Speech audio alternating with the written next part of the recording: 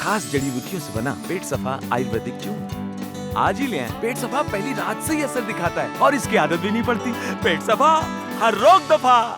Covid भी सता रहा है और गर्मी भी। पता है आपको, कल 40 डिग्री वाली होली थी, 40 डिग्री वाली। और यही मास्टर स्ट्रोक में हमारी अगली रिपोर्ट है। कल गर्मी ने दिल्ली में 76 साल का रिकॉर्ड तोड़ दिया और पारा 40.1 डिग्री सेल्सियस तक पहुंच गया। ये तापमान सामान्य से, आपको पता है, 8 डिग्री सेल्सियस ज्यादा था। यह आंकड़ा परेशान करने वाला है, क्योंकि अगर मार्च के महीने में ही मई जैसी तपिश का एहसास होगा तो मई के महीने में गर्मी क्या गुल खिलाएगी। सिर्फ दिल्ली में ही नहीं, समूचे उत्तर भारत की बात कर रही हूं, जहां गर्मी नए रिकॉर्ड बना रही है। आज हमने देश के अलग अलग शहरों के मौसम का हाल जाना और इस सवाल के जवाब तक पहुंचने की कोशिश की है कि आखिर मार्च के महीने में मई वाली गर्मी का सितम क्यों है।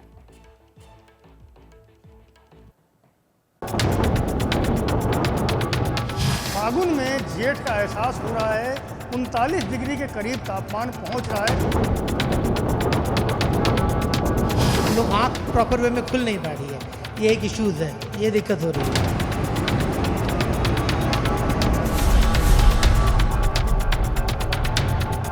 मई का मजा आ रहा है भाई। मार्च में ही। बताइए भला, किसने सोचा था कि मार्च के महीने में मौसम इतना बेरहम हो जाए। न मौका देखा न दस्तूर, बस आसमान से आग बरसने लगी। दिल्ली के इंडिया गेट पर धूल भरी आंधी के बीच टहलते इन लोगों का भला क्या कसूर। बेचारे सोच कर आए थे कि अभी तो मार्च है, मौसम मुश्किल नहीं बनेगा, लेकिन मौसम तो ऐसा बेवफा निकला कि 76 सालों के इतिहास को ही बदल कर रख दिया। देखेंगे कि ये 1945 में 31 मार्च को जो तापमान है हमारा 40.5 आया था। उसके बाद ये सेकेंड हाईएस्ट है, जबकि तापमान कल हमारे पास 40.1 आया था। मोहतरमा बिहार से दिल्ली घूमने आई थी, लेकिन धूप इस तरह से जला रही है कि बाहर कदम रखने में भी डर लग रहा है। नहीं, अभी बहुत गर्मी है। जब से कल से हम लोग आए हैं, अब लग रहा है कि बहुत ज़्यादा गर्मी, इस कारण से निकल भी नहीं पा रहे थे। और आज भी बहुत ज़्यादा धूप है, जैसे देख रहे हैं। मतलब बिहार के अकॉर्डिंग बहुत ज़्यादा है, बहुत ज़्यादा। इंडिया गेट पर जैसी तस्वीर दिख रही है, उस पर मई महीने का कॉपीराइट हुआ करता था, लेकिन यहाँ तो कहानी ही पलटी हुई है। इस वक्त जहां हम मौजूद हैं, ये तस्वीरें जो आपने देखी हैं, ये इंडिया गेट का कंपाउंड है। हवा काफ़ी तेज़ चल रही है, धूल काफ़ी ज़्यादा उड़ रही है और जो लोग हैं उनके बीच भी काफ़ी ज़्यादा चहल पहल नहीं है। कम ही लोग यहाँ पर हैं, क्योंकि गर्मी होने की वजह से लोग अब दिन में अपने घर से कम ही निकलना पसंद कर रहे हैं। लेकिन गर्मी ने दिल्ली में 76 साल का रिकॉर्ड आखिर क्यों तोड़ा? ऐसा क्या हुआ तापमान अपनी सीमाएं लांघते हुए 40 डिग्री को भी पार कर गया? इस सवाल का जवाब जानने के लिए एबीपी न्यूज संवाददाता मधिया खान ने मौसम वैज्ञानिक कुलदीप श्रीवास्तव से बात की। हल्की हवाएं, विंड स्पीड काफ़ी कम थी हमारे पास। साथ में देखेंगे कि आसमान हमारे पास क्लियर था, तो सन की जो लाइट है हमारे पास प्रॉपरली मिलती रही है पूरे दिन में। और बीते 3 दिनों से ये सिचुएशन बनी थी। और कल हमारे पास सबसे हाईएस्ट टेम्परेचर 40.1 दिल्ली एनसीआर में रियलाइज किया गया। ताजा स्थिति यह है कि मंगलवार से हवा ने रफ्तार पकड़ ली है। दिल्ली एनसीआर में धूल भरी आंधी चल रही है। 1 अप्रैल तक हवा की रफ्तार ऐसी ही रहेगी, इसलिए अगले 1-2 दिन में तापमान में कुछ गिरावट होगी, लेकिन उसके बाद तापमान फिर से बढ़ना शुरू हो जाएगा। तापमान जब बढ़ना शुरू होगा तो गर्मी अपने प्रचंड रूप में होगी। और सिर्फ दिल्ली ही क्यों, उत्तर भारत के तमाम शहरों में गर्मी रौद्र रूप धारण किए हुए है। पटना से लेकर लखनऊ तक और वाराणसी से लेकर मध्य प्रदेश के अलग अलग शहरों में कोरोना की दूसरी लहर के साथ साथ हीट वेव ने भी हड़कंप मचाया हुआ है। पटना की तस्वीरें ही देख लीजिए। गन्ने की दुकान पर रौनक है, बाहर निकलने वाले छांव देखकर ही ठहर जा रहे हैं और डबल गोला के ठेले पर जाकर गले को तर करने का उपाय खोज रहे हैं।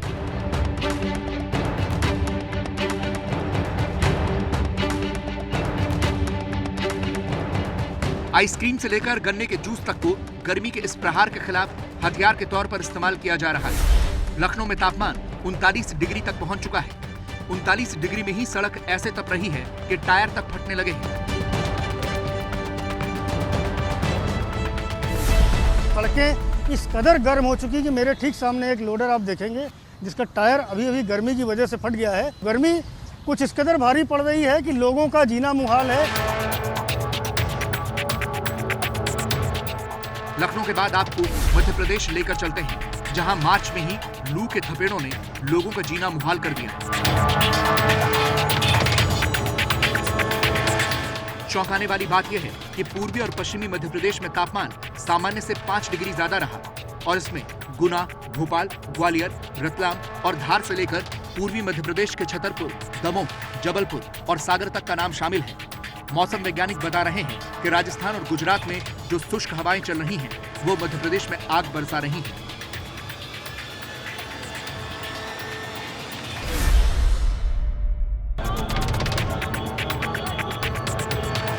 राजस्थान से आने वाली हवाएं दूसरे राज्यों का हाल खराब कर रही हैं, जबकि राजस्थान के 33 में से 16 जिले ऐसे हैं जहां तापमान 5 से 8 डिग्री ज्यादा चल रहा है। राजस्थान के ज्यादातर जिलों में इन दिनों तापमान 40 से ज्यादा चल रहा है। राजस्थान में 30 मार्च यानी आज के दिन बात की जाए तो 3 जिले ऐसे हैं जहां पर तापमान 43 डिग्री के आसपास चल रहा है। इनमें मुख्य रूप से भरतपुर, करौली और चूरू। ऊपर से धूल भरी आंधियों ने लोगों का जीना मुश्किल कर दिया है। सबसे बड़ी चिंता है मौसम वैज्ञानिकों की भविष्यवाणी, जो कह रहे हैं कि इस साल तापमान बढ़ा हुआ ही रहेगा। जो ओवरऑल हमने IMD ने जो प्रेडिक्शन दिया हुआ है पूरे 1 मार्च से लेकर के 31 मई तक का, उसके हिसाब से लगभग 0.5 डिग्री टेम्परेचर नॉर्मल से ज़्यादा रहेगा। हमारा जो लॉन्ग फोरकास्ट दिल्ली से हुआ है उसमें पश्चिमी मध्य प्रदेश और में ये दर्शाया गया है इस साल तापमान बढ़े हुए ही रहेंगे, जो सामान्य से अधिक रहे। यही वो बात है जो डरा रही है, क्योंकि तापमान बढ़ना मतलब हर कोने से संकट का बढ़ना। कैसे, वो समझिए। अगर तापमान सामान्य से ज्यादा रहता है तो उसका असर देश की GDP पर पड़ता है। मैकेंजी ग्लोबल इंस्टीट्यूट की रिपोर्ट कहती है कि साल 2030 तक धूप में काम करने के घंटे घटने से देश की 2.5% से 4.5% GDP को नुकसान की आशंका होगी। यही वजह है कि भयानक गर्मी की वजह से 2019 में भारत में काम करने के घंटों में सबसे ज्यादा कमी दर्ज की गई। गर्मी की वजह से भारत में 11,800 करोड़ काम के घंटों का नुकसान हुआ। इतना ही नहीं, बढ़ता तापमान देश में खाद्य संकट से लेकर पानी की कमी तक की वजह बन जाएगा।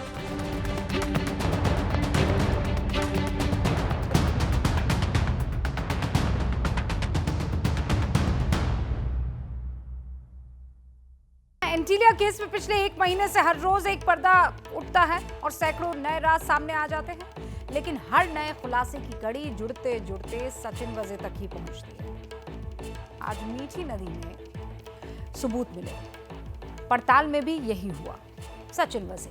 दूसरी तरफ NIA अब जिन 4 गाड़ियों की तलाश कर रही है उनमें से एक कार आज बरामद हुई, और ये लग्जरी कार किसकी है बताइए? सचिन वजे।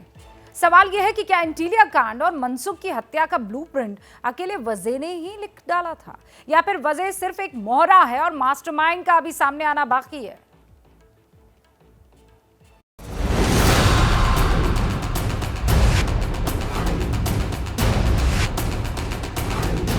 मीठी नदी ने उगले सुराग, वाजे की खुली किताब।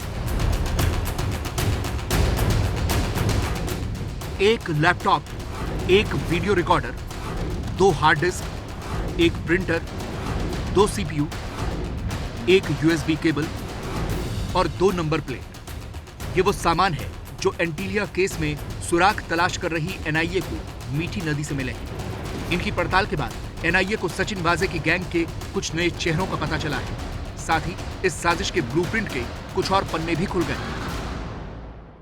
मीठी नदी से मिले सुरागों से ये साफ हो गया है कि एंटीलिया केस को एक बड़ी प्लानिंग के बाद अंजाम दिया गया, और साजिश को अंजाम देने के बाद बेहद शातिर तरीके से सबूतों को ठिकाने लगाया गया। देखिए, मीठी नदी में मिले सुरागों की जो कड़ी है उसे जोड़ने के बाद अब तक जो कहानी सामने आई है वो बहुत सनसनीखेज है। मीठी नदी से मिले सबूतों में प्रिंटर बेहद अहम है। NIA के सोर्सेज ये बता रहे हैं कि प्रिंटर वजे का साथी कांस्टेबल विनायक शिंदे का है। विनायक शिंदे को मनसुख हत्याकांड में गिरफ्तार किया जा चुका है। NIA का मानना है कि मीठी नदी से मिले प्रिंटर से ही मुकेश अंबानी के नाम से धमकी भरी चिट्ठी प्रिंट की गई थी, जो विस्फोटक से भरी स्कॉर्पियो में मिली थी। अब एनआईए इस प्रिंटर की फोरेंसिक जांच कराएगी। इससे पहले भी शिंदे के घर से प्रिंटर बरामद हुआ था और माना यह जा रहा है कि जांच भटकाने के लिए दूसरा प्रिंटर जो है वो रख दिया गया था। इस प्रिंटर के अलावा एक डिजिटल वीडियो रिकॉर्डर भी मिला है। नदी में मिला डीवीआर वजे की सोसाइटी का है। वजे ठाणे की साकेत सोसाइटी में रहता है। एनआईए के मुताबिक वजे ने जो फर्जी चिट्ठी लिखकर सोसाइटी से डीवीआर हासिल किया था ये वही है। वैसे वजे पहले ही डीवीआर नदी में फेंकने की बात कबूल कर चुका है। एनआईए को जो मीठी नदी में 2 नंबर प्लेट्स मिली हैं उसके बारे में भी जानिए। एक प्लेट पर MH20FP 1539 नंबर है जो औरंगाबाद की मारुति इको गाड़ी का है। ये गाड़ी विजय मधुकर नाड़े नाम के एक शख्स की है जो 16 नवंबर 2020 को चोरी हो गई थी और नाडे ने चोरी की रिपोर्ट को बकायदा दर्ज करवाया था। ये नंबर प्लेट जो है वो मीठी नदी से मिली है।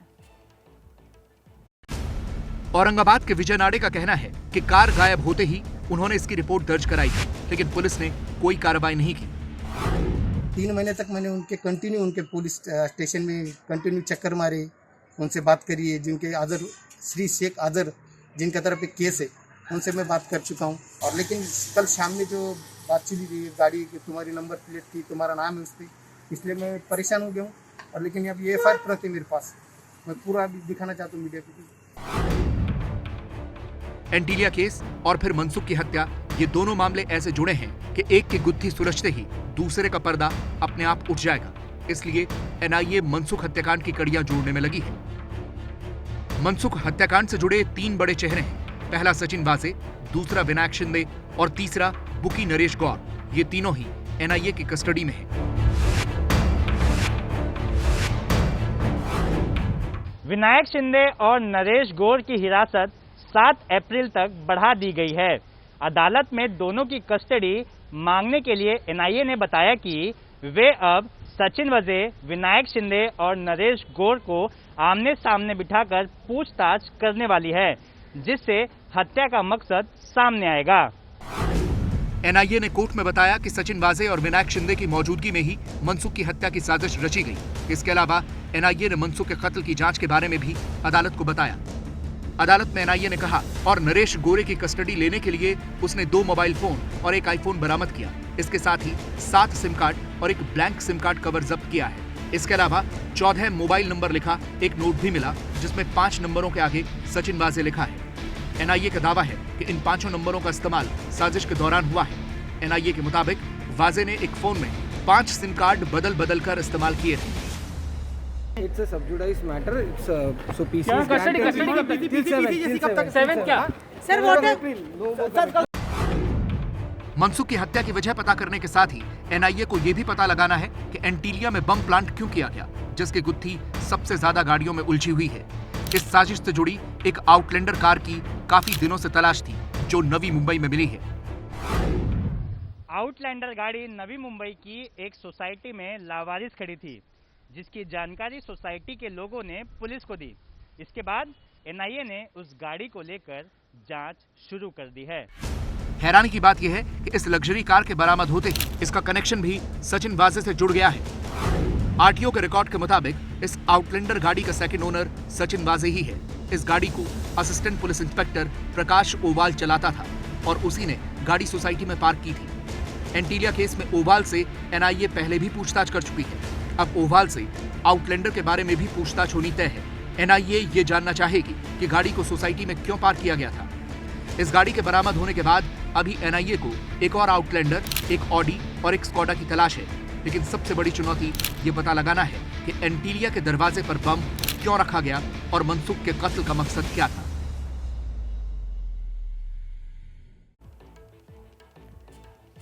कंक्लूजन तक तो पहुंच ही नहीं पा रहे हैं। हर बार एक नई गाड़ी की तरफ जा रहे हैं और वहीं पर रुक रहे हैं। अरे भैया, तुम्हें कब्ज है क्या? लोग ऐसी गंभीर समस्या को हंसी मजाक में उड़ाते हैं। कब्ज कहने के लिए तो एक समस्या है, पर 1000 बीमारियों की जड़ है। इसे इग्नोर न करें। खास जड़ी बूटियों से बना पेट सफा आयुर्वेदिक च्यून आज ही ले आएं। पेट सफा पहली रात से ही असर दिखाता है और इसकी आदत भी नहीं पड़ती। पेट सफा, हर रोग दफा।